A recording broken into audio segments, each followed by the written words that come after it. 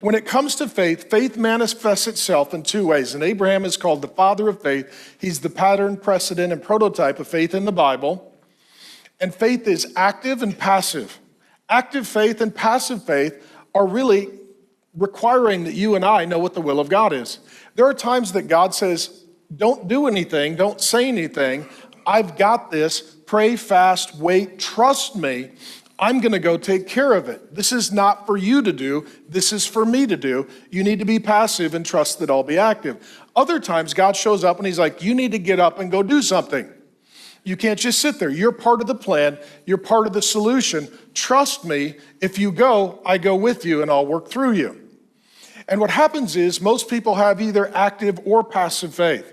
How many of you are passive faith folks? You're like, I fast, I pray, I trust the Lord, and I just wait for the Lord.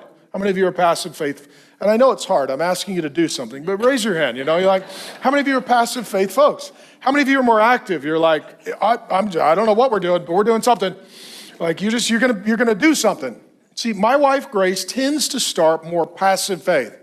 She's like, let's pray, let's fast, let's seek the Lord. I'm like, yeah, let's do that after we've acted. And that doesn't end well, just so you know. It's ready, fire, aim.